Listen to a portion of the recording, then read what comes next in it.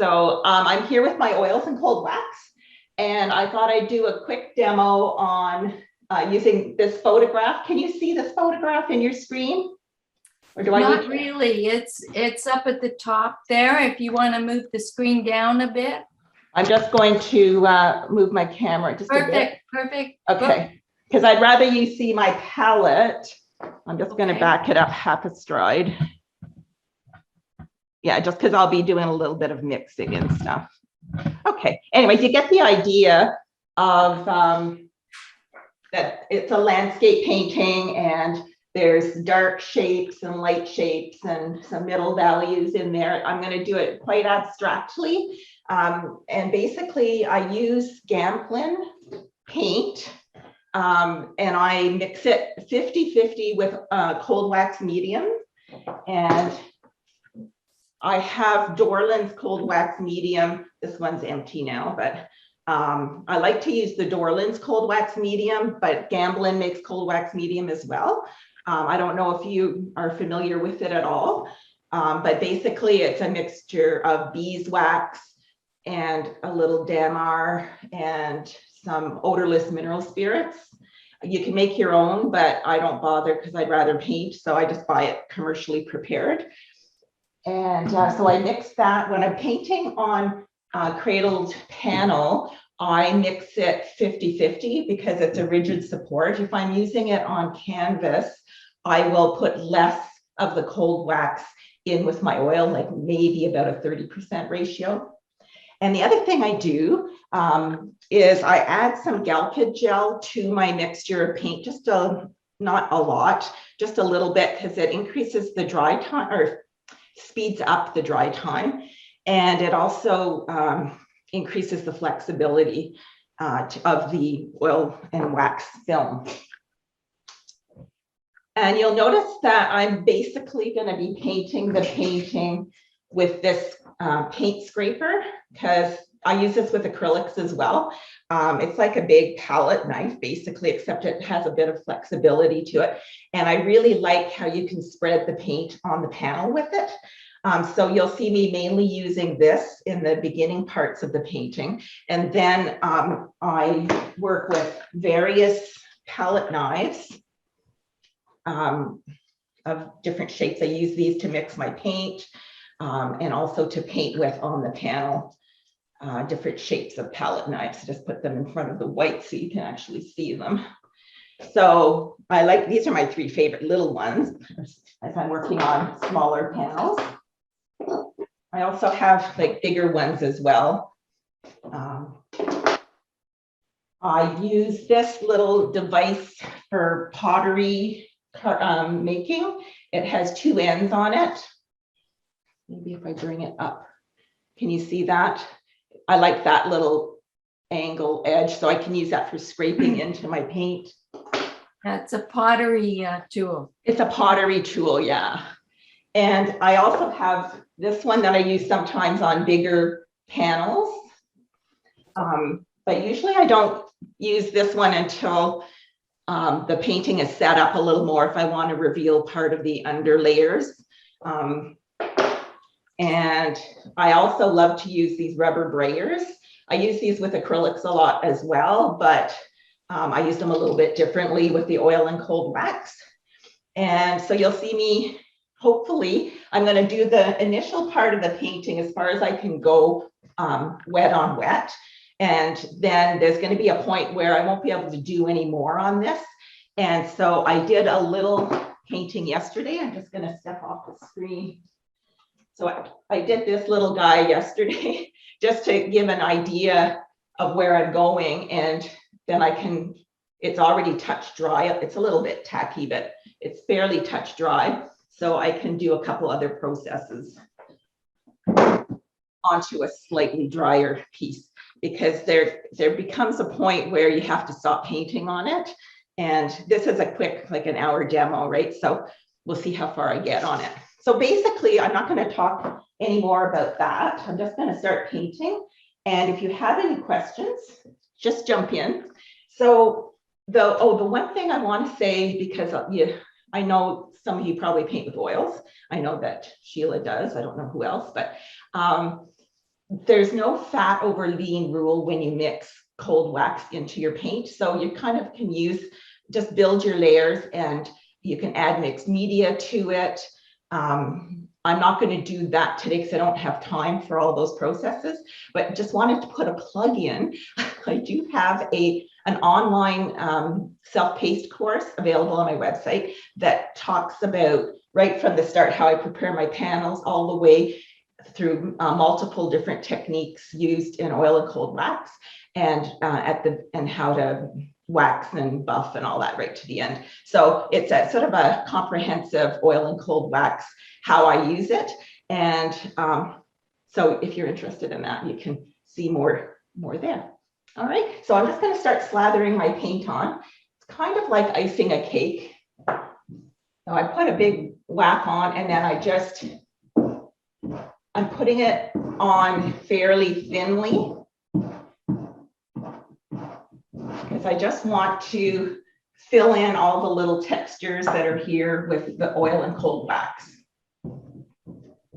And you can start with whatever color you like, but I like to use a warm color because I like to set up a glow in my paintings, and I find that really helps. It's a transparent, this is Indian yellow, if anyone's interested in knowing.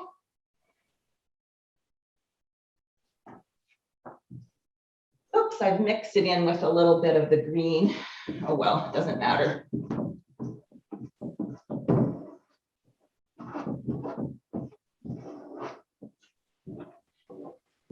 So if you put your layers on too thick, you're going to really be slipping around too soon in the process. So just make sure that you put it on and then kind of give it a bit of a scrape off.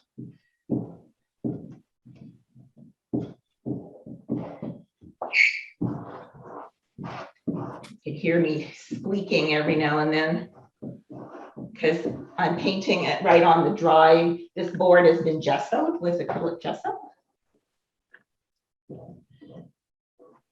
So there we go. It's kind of a nice warm up just to. What kind of gesso is it? I prepare the board with acrylic gesso. Okay. So I've done like 3 layers of gesso on the board beforehand. Okay. And do you sand it down so that it's really smooth, or do you keep the texture? I sand it down a little bit. I sand the edges because I find they're a little bit hard, like sharp. So I just sand it lightly to smooth everything down a bit. And the surface I sand lightly because I like the coarse texture. I don't do I just lightly do a circular sanding. Right. I quite like the roughness of it because it helps with my texture in the subsequent layers. Exactly. So anyways, but you can sand it down in between your gesso layers or whatever you like to do. It's not, like there's as many artists as there's different techniques. Okay, so that's good enough. So that's my first layer of, it looks a little darker in value up here, but that doesn't really matter. It's just to set up the glow in my underpainting. And I like to start with the warm colors, and I tend to mix most of my colors on the painting surface. I have pre-mixed some colors here just to speed things up, and they get mixed in with the layers of paint that I put on. So now I'm just going to use another transparent color. It's transparent orange, and I'm going to look at my shapes and squint my eyes and see where my values are. And I tend to put the layers to try to set up my basic value shapes. And I'm just thinking in terms of pure abstract shapes.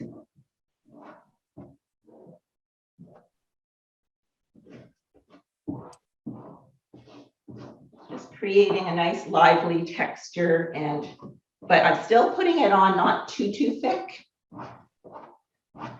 because I still have a lot more layers to do. And sometimes people do like a value sketch, or they do a black and white version. And I did do that just to see where my where I wanted my values. But anyways, just so you know what I'm thinking while I'm smearing, icing the cake here.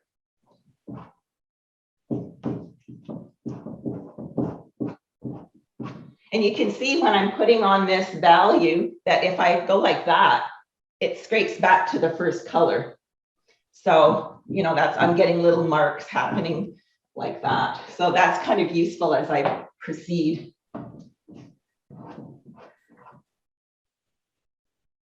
Just cleaning off my palette or my, whatever this is called, squeegee.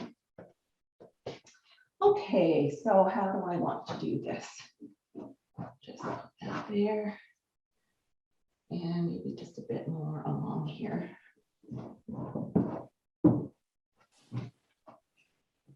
I like to create a light pattern going through and a dark pattern when I'm applying my paint. That's kind of what I'm thinking.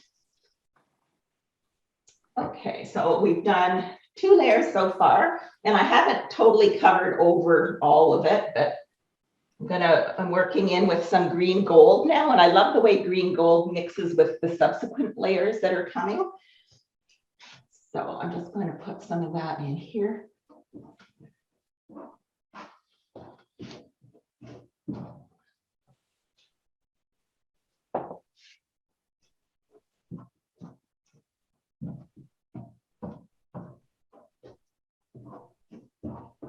This is so fun and freeing. I just love painting like this because it just makes me happy.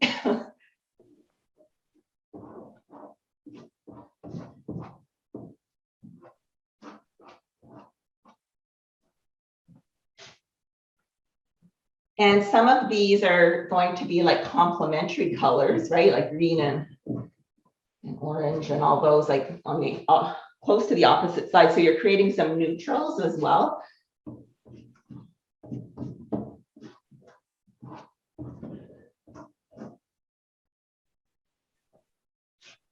I'm just trying to connect my value pattern.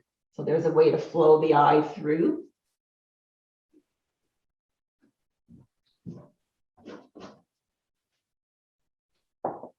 I'm going to bring some dark down here.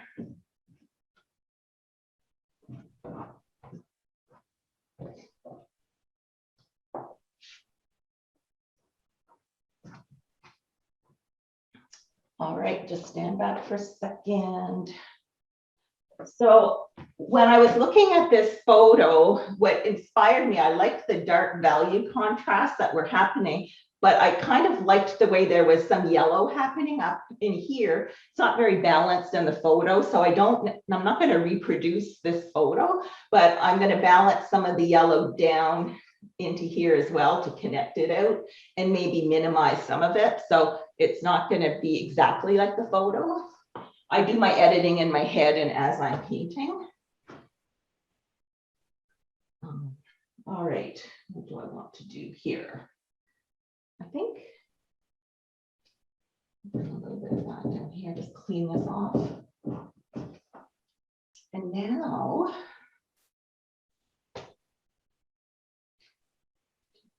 I'm going to go in with a dark value now, and this is the asphaltum. I'm just going to smear it on here. I use this panel to apply paint, and then I can just carve out a bead of it so that it's right here and easy for me to apply it to my panels here. So now I'm just going to basically do the same kind of thing that I just did. And I'm not painting specific trees or anything like that. I'm just looking at the general abstract underpainting shape.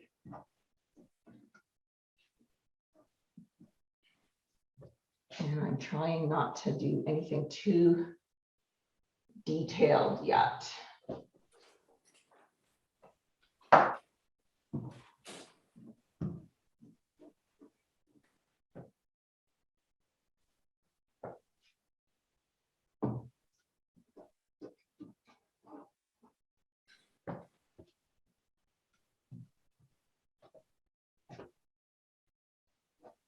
feel free to ask any questions. It's weird, you know, when you're used to doing a demo with people in the room, it's kind of weird. It's like I'm almost like here by myself. So you might hear me starting to, I might start singing some Carole King, so sorry about that. That'd be great. I think that's wonderful. Does Linda have any extra ventilation in her studio? Oh, that's a really good question. I'm basically just using the cold wax and the oils. I don't use a lot of odorless mineral spirits. Like sometimes I'll do a little sprinkle on it, let it sit and scrape it out, but I'm not going to do any today. So I have regular ventilation. I will open windows sometimes, but I find I am bubble girl and sensitive to a lot of things. And the oils in my home studio, I thought I wouldn't be able to do because of when I used to paint with oils traditionally with using odorless mineral spirits to clean brushes and stuff. That used to really bother me, but it doesn't bother me at all because I don't use brushes. I just use scrapers and palette knives, and I clean up with baby oil to wipe them off at the end of the day. And so there's no fumes in here really to speak of. The oil paint is pigment and linseed oil or whatever your paint is made out of. So I find that it doesn't bother me at all because I'm not using solvent. There's a little tiny bit in the cold wax, but not enough to make any difference to my respiratory. And I'm bubble girl. So that's one of the reasons why I quite enjoy painting this way, because sorry. Was there something else? No, yeah, I have another different question. You weren't finished though. Okay, I have a really basic, it's Lori here, a really basic question, like right, basic. Yeah. Why cold wax? Why cold wax? What are you getting out of the cold wax rather than just paint? Okay, so the cold wax gives me a way to layer like this and create textures as I'm doing my painting. And I love the textures you can get. I'm not having to follow the fat over lean rule. Like I could just keep layering it all the same. Do mixed media. It dries faster than traditional just straight oils.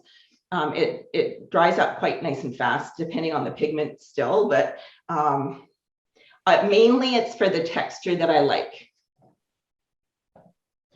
So, and you probably can't see that on the camera, like as I build the textures. I'll show that other painting actually while I'm thinking of it right now. I'm just gonna put it up to the camera. Yeah, the texture with the cold wax and the oil makes it like warm butter. It's just like, yeah, and it's quite textured. Can you see what I'm trying to put up close up? Yeah. Like I'm going to do a bit of an angle here. There's quite a bit of texture that I did this all in one go. Yeah, you can't see the depth of the texture. Yeah, from a distance, you can't really. I'll just stick it back a little more so it's not so blurry. Yeah. But anyways, it's just what I like to do. And if you let it dry, you can do it in layers too. You can let one layer dry, like what you got there. Yeah. And let it dry for a couple of days and then go back. And Absolutely. You can scrape out some of what you've done already to uncover colors underneath. Absolutely. Yeah. Anyways, I just find it really, I just love the way I like to paint. It just suits me really well. So that's what I do. Well, I can do all that part, but the tricky part is making it look like a painting. Well, the jury's still out, okay? We'll just see how it goes today. All right. I love the freedom. It looks very beautiful. I just find it perfect for what I like, how I paint. So, all right. So I'm just trying to set up some of the value pattern and the connections across here. And soften some edges as I go, and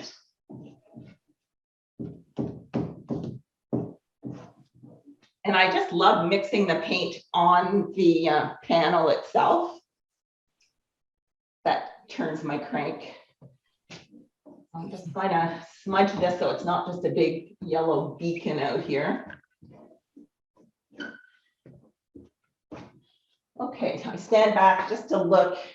Okay, so this corner here is bugging me because I want it to be a darker value. So I'm just going to darken it out at this point. Okay. So I just kind of look and squint and see if it's going to say what I want it to say. And then, you know, I can start scraping out things like that's really hard edge. So I can do that, and then I can just soften over top part of it. So it's not like a big beacon. It's on angle anyway. So, okay. Do I have my base? Okay, so I'm going to start putting in the shapes.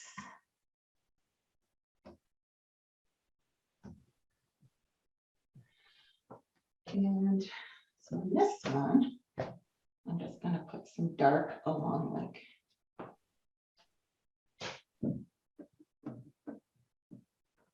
And whatever I do, I can change it as I go too, which is, I mean, I'm sure it's the same with oils, straight oils too, but I just like to be able to feel things out and play with ideas and then smear it. If I don't like it, I just smooth it out.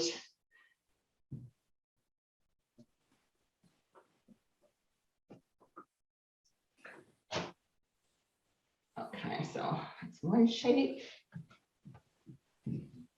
Yeah, it's looking like a painting now.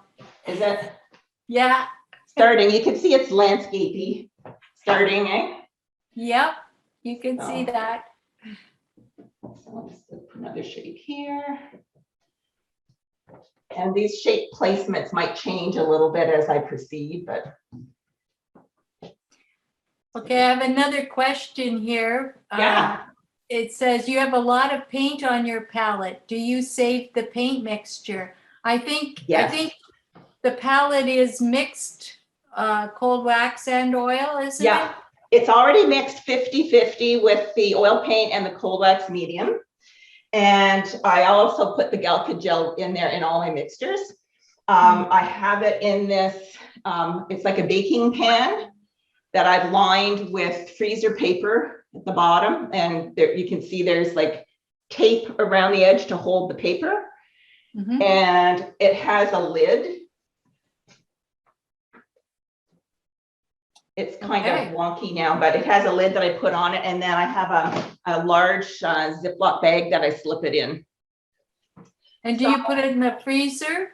No, I just leave it in my studio here. And I paint a lot, right? So it's not like it's going to sit here for too long, but it'll last for 2 weeks. I'll have to scrape off some scum off the surface of the paint if I didn't paint for 2 weeks, which never happens. But so I mix up a lot because I've been painting on like 6-foot panels and 5-foot panels and things. I go through a lot of paint. That's the other good thing about the cold wax medium is it helps to extend your paint. So you're not going through as much of the pigment, but you still retains that color. And like, look at the colors, right? So anyways, yeah, so I find it lasts quite well in this, you know, I just make it airtight. And I have another question here. It says, do you have to spritz the surface before starting again if you let it dry? Spritz what surface? The paint? The surface of the painting. No, you mean with mineral spirits? Yeah. Yeah, no, I don't use mineral spirits. And it just stays, I'll have this used up probably this week. But it does stay for a fairly long time. I find when you seal it. but I don't spritz the thing at all. No, the painting. I think the The question painting was itself? about, yeah, I think that what you can do, of course, with the cold wax, and I've done it, is you just keep going. You layer right on top. Oh, yeah. It dries and you just keep going, and it Yeah. bonds with the layer underneath. Absolutely. Yeah.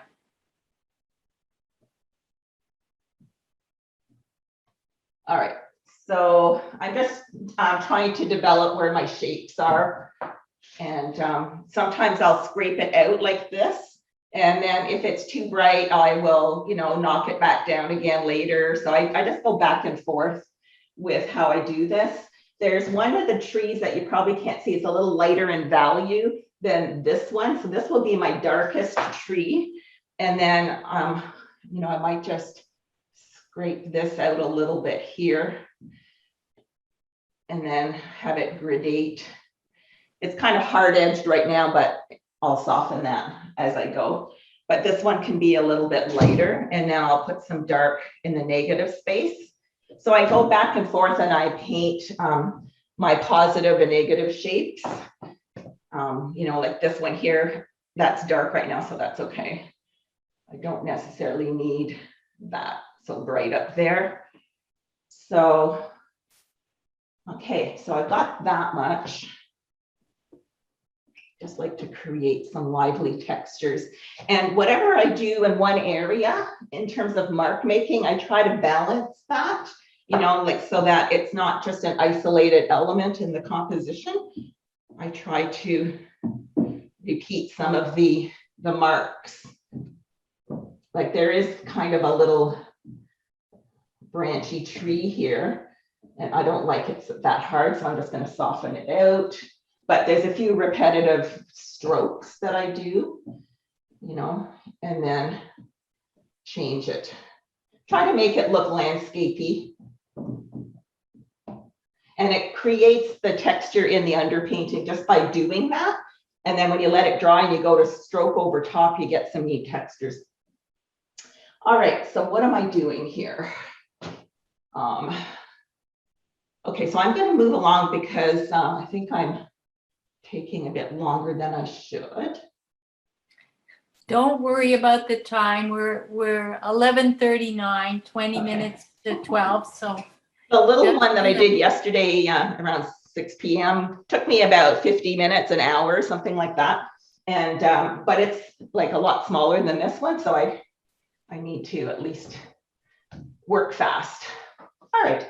So when I stand back, I kind of see, you know, shapes. I want to set this area, I think, is my area of focus eventually, but okay, so I'm going to go in. I've got 3 values of greens in here. So I'm just going to start adding sort of a middle value of this. I've got ultramarine blue and Indian yellow mixed together and a little titanium white. So I'm going to just put that. This is a darker value of it. Got a couple different values.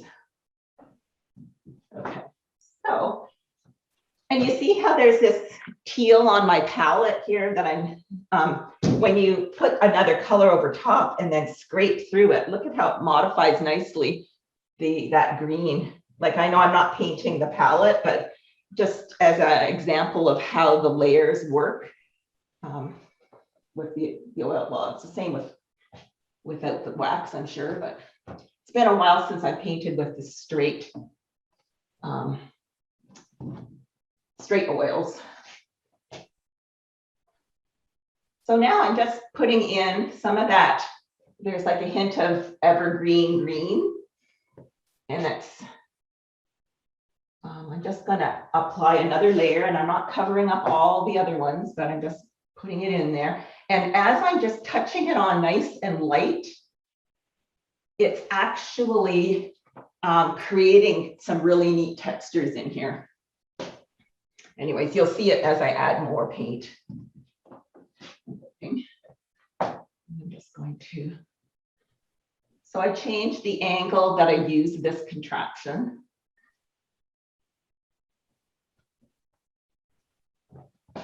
And you know how every artist has their own marks that they make and how they use their tools. So you just try to let your arm go and feel, you know, the intuitive way that things happen.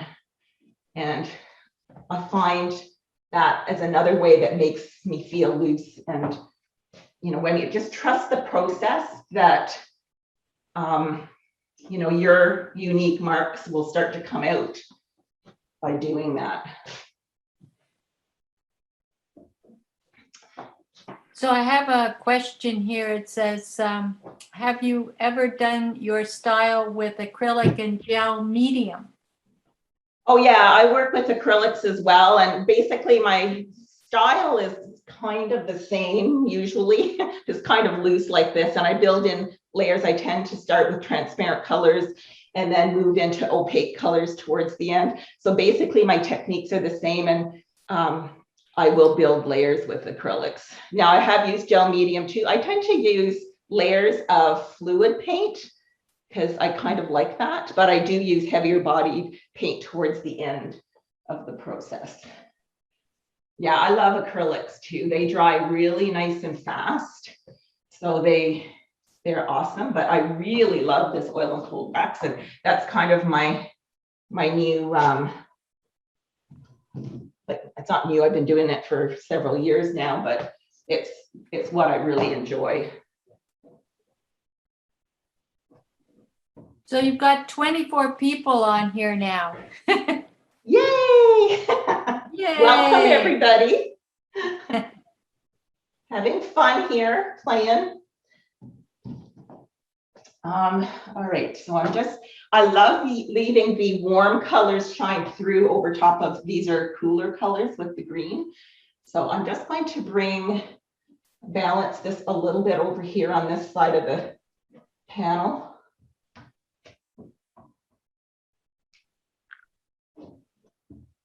Feel free to ask any questions for those who just came.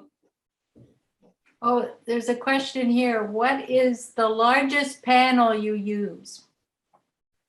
Well, I tend to not paint larger than 6 feet because I can't fit it in my vehicle. So sometimes I rent a U-Haul trailer to haul bigger pieces because I only have an SUV right now. So even a 6 foot by 4 foot I can't really fit that in my SUV. So I have to rent a U-Haul. But I mean, sometimes I paint multiple big panels to make it like a triptych, but I find that I sell the ones that are under 6 feet and under. I haven't really got a market yet for like 12-foot panels or anything, but I haven't really tried for that. So I just want to paint and make it easy. Most people don't have room in their house for that big, but who knows? Maybe there are people that do. If there is, let me know. If someone, you know, wants me to do a commission for them, I can do whatever size they want. You know, like I'm quite open to size and stuff. All right, so I've got enough of this green stuff on here, I think. And I'm just going to go with the lighter value one a bit. And I'm going to put that there. I think I want a little bit lighter. Just going to grab some titanium. And I'm just going to, there. That's kind of what I want. So I'll grab some of that. And in here, there's kind of like a bit of a lighter value coming across in the background. So I'm just going to put a little of that in there.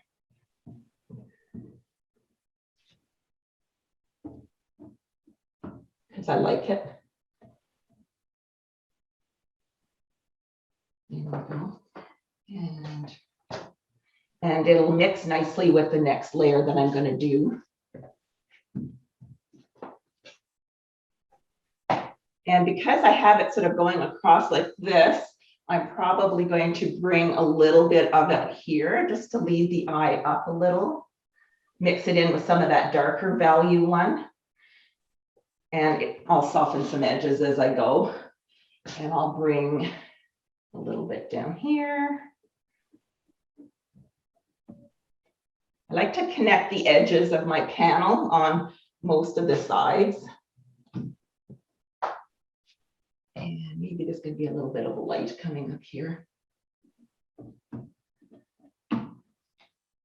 So I'm still thinking of it in terms of abstract shapes. All the way through, like just and building my balancing everything I'm doing a little bit. Okay. Okay, so let's stand back and look. I think I need to bring a little bit more of that green up here. All right. And even though this is going to be water, I'm still just going to pick up a little of the green because there's going to be some reflected green, I'm thinking.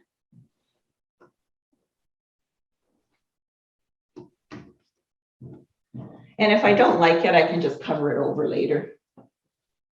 I'm just going to scrape some of that down a little bit.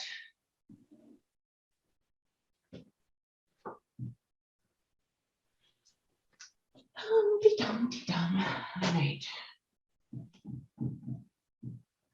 I'm just gonna. Do you usually have music going when you're painting? Yeah, I have a lot of different stuff. I have in my CD player, I've got Seal.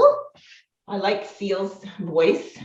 I've got Shania Twain. I've got like all the spectrums of music there. I have some instrumental music that some guys that when Tom and I were in London, England, they were selling their CDs on the street and they do like a pan flute music, and it's just beautiful. I don't even think they're a group anymore because that was like a really long time ago. I can't find them anywhere on the internet. I'd love to have more music, but yes, music it helps you with the flow and you dance around and just get totally absorbed in the process, which is it's just awesome. I love it. All right, so I've got that green in there. So now I'm going to start.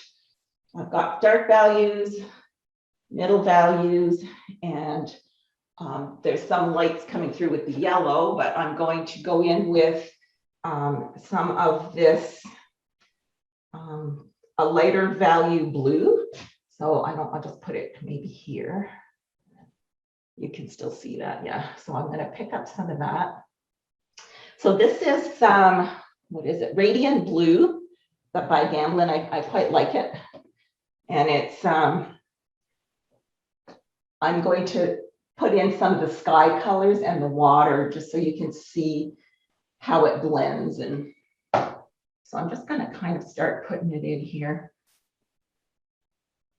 And this is a process that gets worked over some time. Like it's going to end up with multiple layers and scraping in and stuff, creating the marks and things. Sometimes I'll do it right as I apply. I'll scrape back into it or mix it. As it gets muddied on my thing here, I'll put some of it off where I don't need it as bright, and then I'll just scrape it off.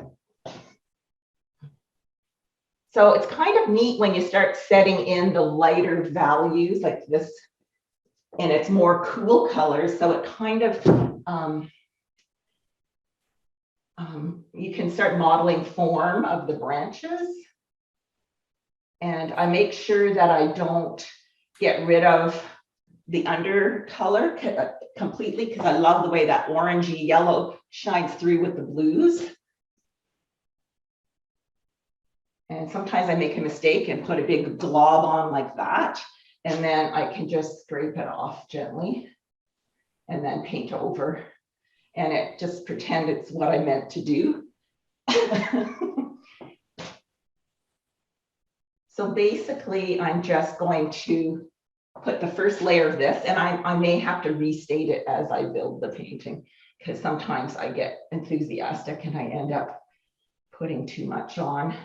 Or I overlap the trunks, and then I have to go in and restate the trees a bit more, which is fine.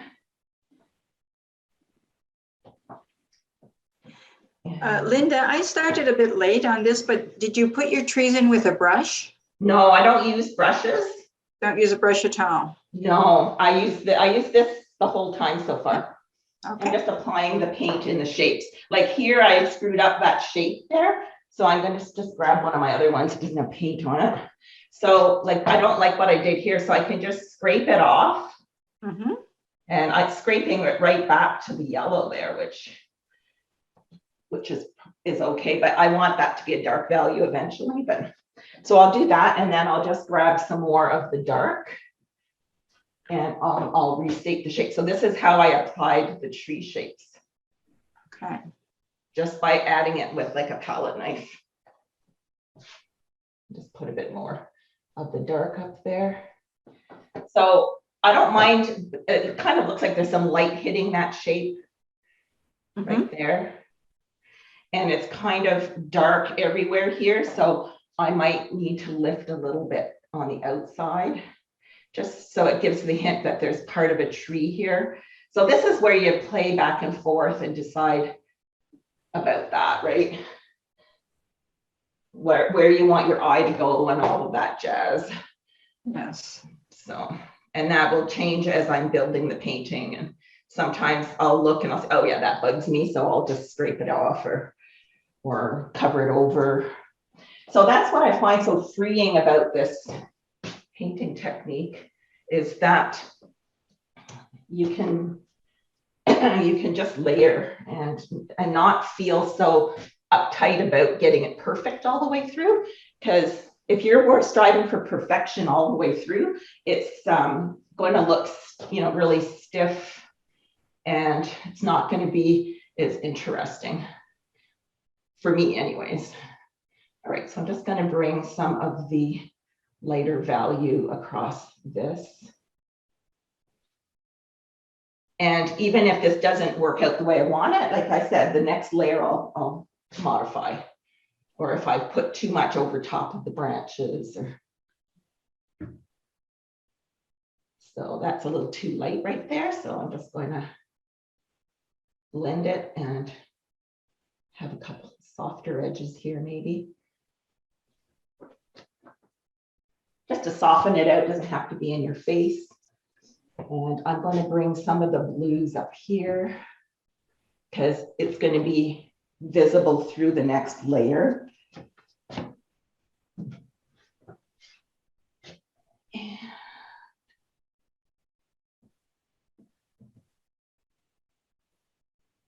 You weren't worried about pulling the layer beneath off?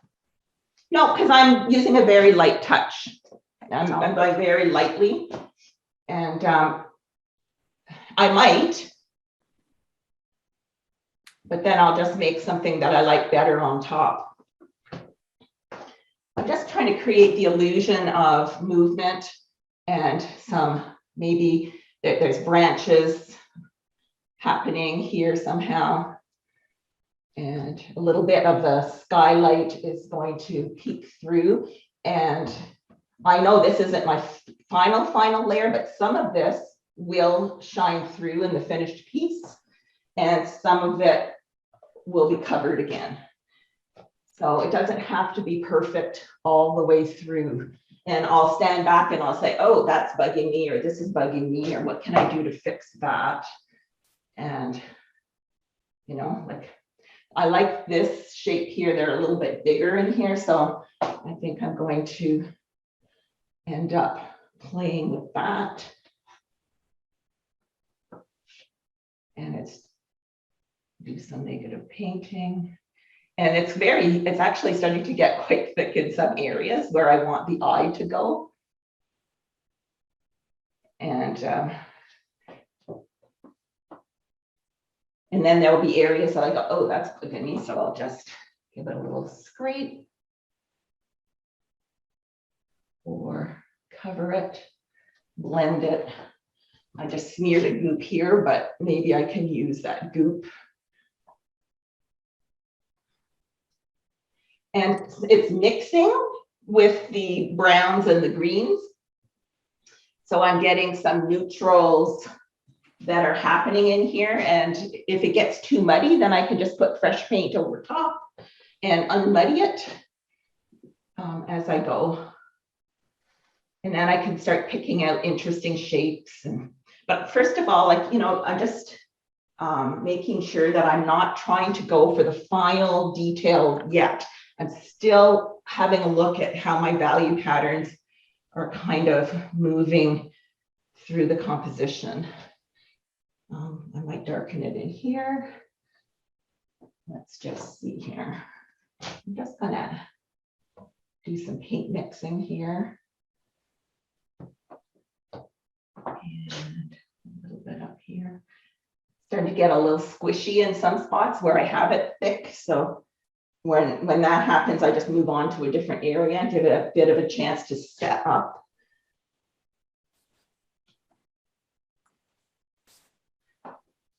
And let's bring some of that value down into here.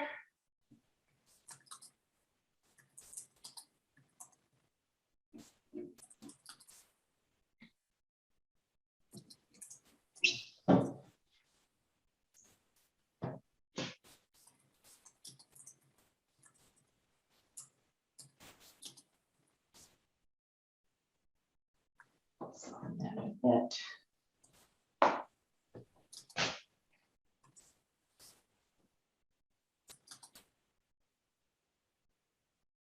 And I'll pay attention to the edges of shapes as I proceed, but I don't want to get bogged down in that yet. And sometimes I'll just do that a little bit, just to blend it a bit.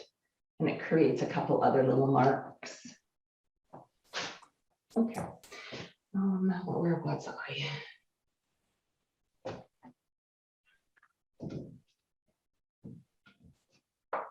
Okay, so we're going to have a little bit of water coming along here.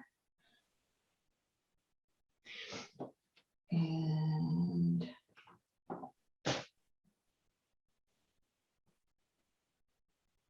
it's just going to be smooth that out a bit. I want to leave some of this yellow reflecting on the water a little bit, but still sort of state that there's some sky reflection.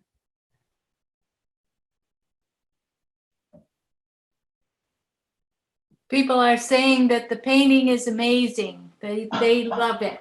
Oh, good. It's starting to take shape, right? You can see how I'm trying not to get too into detail. My goal is basically to just work my way around the shapes in a very loose manner, and not be in a hurry to get to the finish line and to paint those last neat marks. But although I do feel like I'm a little bit more pressed for time than normal, but that's okay. Well, don't worry about the time. It's noon now, and we're still hanging in here. In fact, there's people still signing on. There's okay, yeah. Good. I want it to be interesting everywhere, but it's basically I'm just challenging myself to try to balance the composition as I do each layer, and then it makes it a little easier for the final. Just wanted to smooth that out a little.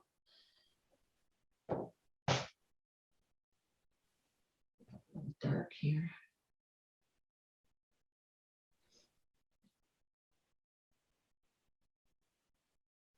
It's kind of fun to do light over dark and dark over light. I don't want to do too much detail here because I'm probably going to scrape my name somewhere into here. And it'll be in yellow as I scrape with this toothpick when I sign. I've got this, it's not a toothpick, but it's a wooden stick that has a pointy end. Neat. So when I'm doing this part, I'm usually deciding, okay, if I'm going to have an area here, you know, like maybe I'll balance it by putting the name down here. Like I don't want my signature to be a billboard, so I try to just sneak it in there so it looks like a scrawl of grass or something, you know. Perfect. And it's the same color as the background. Yeah, so when I scrape the paint with that little wooden stick, it's going to be this yellow color that's peeking through, you know, as I scrape in here. All right, so I've connected the blue up here a little bit. I've got like dark, dark, dark, trying to balance those shapes. And there's still going to be some other layers, I think a little bit in there that I could do. I feel like I need to punch just a little bit of dark, maybe in here.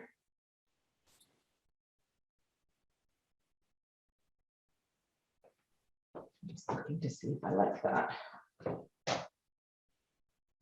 Maybe not quite so high, and I'll scrape some of it out.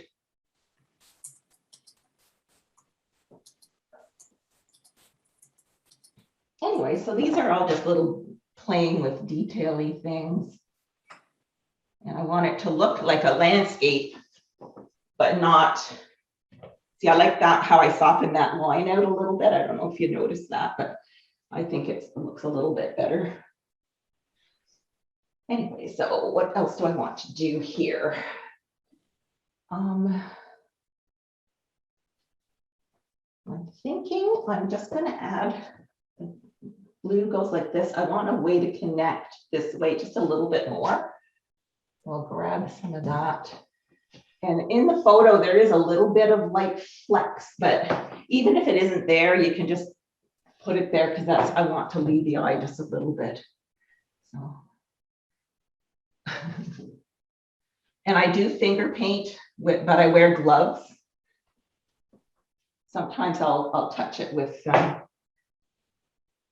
the glove and just to smear it because it makes it a little more natural. And okay. And this is a little heavy in here, so I'm just going to lighten it by putting a bit of sky in there. Overlapping.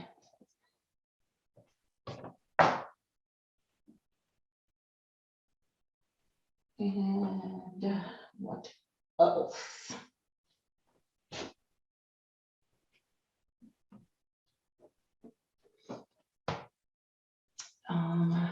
This needs to be a little lighter.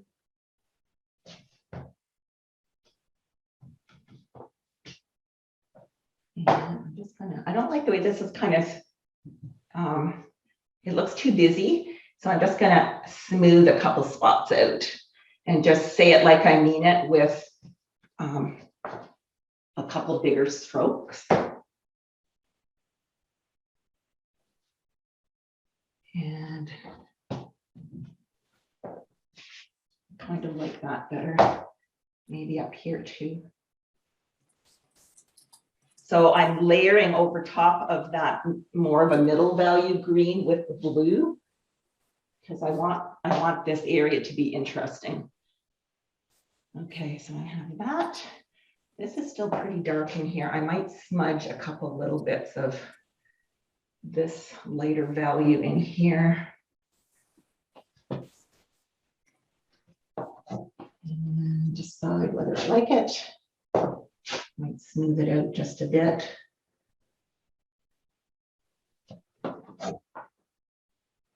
I see another question here, which is a good one. It says, do you always paint upright, not on an easel?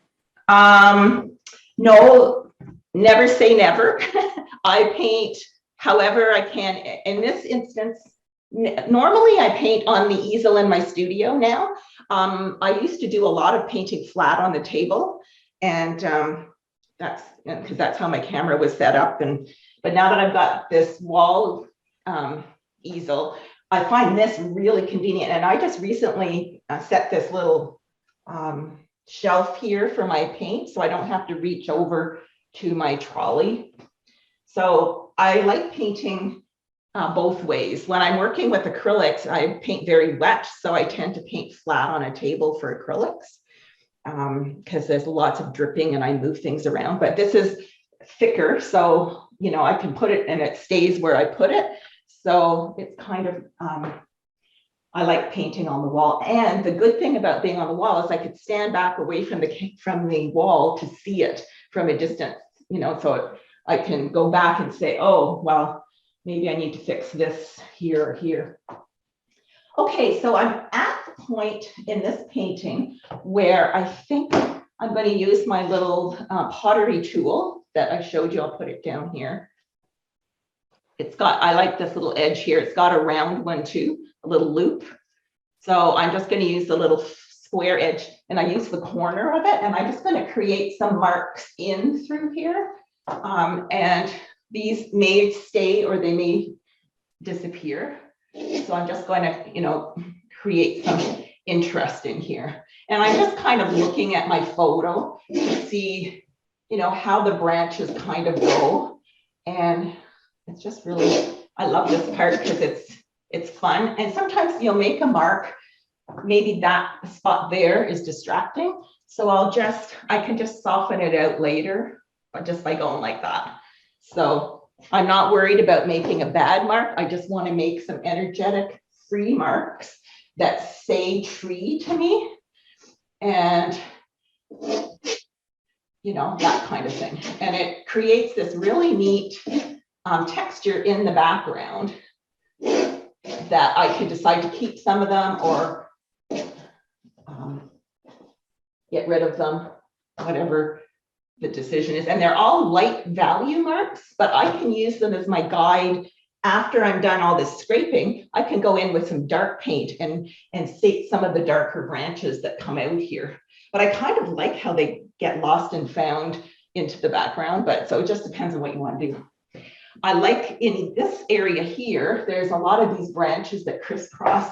So I'm going to take advantage of that into this thick paint and create a pattern to balance some of the stuff I did up here.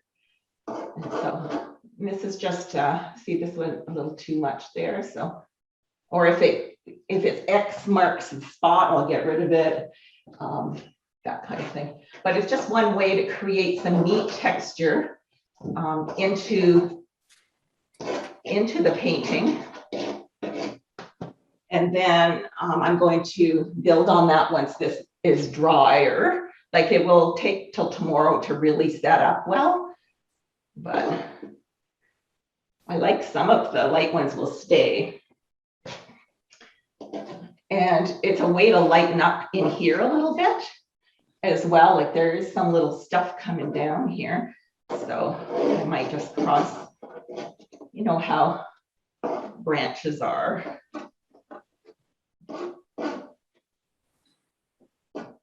And I just,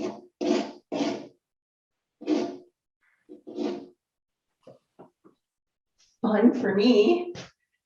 Are you guys, is this like watching cement set for you? Or are you guys doing okay? No, everyone's glued to the screen, watching your every move. Oh no.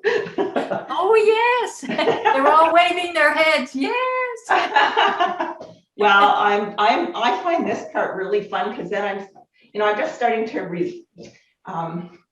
play with some detail now, and I could still choose to get rid of it or keep it in later in the process. So I'm kind of going around, I'm checking my edges. I like the way this connects out here, with the light over the dark. This is a little flat and heavy, so I need to do something there to break that up. Maybe not that, but I'll do something now and then I can modify it again. I want this to be fairly calm down in this corner, just read as a dark value. Maybe a bit of overlapping stuff coming like this. Oh, I don't like that, so let's just get rid of it. Just smudge it in a bit. It's not too bad, but okay. So no matter what medium I'm using to paint, my philosophy is no fear painting. Say it like you mean it. Don't be afraid to be perfect. Be imperfect, because your painting will be more interesting, in my opinion anyways. I don't like a painting that's perfect all the way through. I like it to be chaos up until the final crescendo, and then you organize some of the chaos and try to make it work. So for me, using this process, it just allows me to be free and express myself and not worry about what anybody else thinks until the end. Then I go, ta-da, what do you think? Like that's usually when, unless I'm doing a demo, I want it to be interesting, but usually I'm more interested in what interests me and the process of painting, not the end product. And I really enjoy just the fact that the creativity, is something that's special for me. So anyways, that's my whole Thank you for reason. sharing that, Linda. That's great. Good. Yeah. All right, so I'm liking the marks that I've made in here. Can you see any of them from that distance, or shall I move it forward? Maybe, yeah, we can. It's not too clear. Okay, let me just move some of it forward so you can see some of what I've done. Oh yeah, you can see the scrape marks. The scraping with that little pottery tool. Yeah, it looks like branches sticking out. Yeah, great. So I'm just trying to show you what I'm doing to create energy, movement.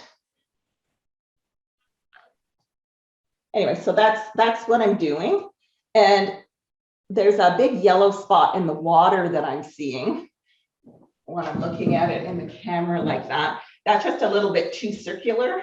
So I'm just going to pick up a little of this, just a thin bead on there, and I'm just going to modify that a little bit, just by putting a little bit of that sky blue on there and smoothing it out. That doesn't bug me as much now. I don't mind there being some hard edges in the water, or some, like I want there to be shapes and stuff that are interesting, but I'll start to go and do things like that as I proceed. And maybe, okay. Anyways, I think at this point, apart from the fact that it needs just a few little scrapes in here, because I don't think I need to paint anything more on here. I think it's quite wet, so I think that I could fine tune it when it's a little bit drier.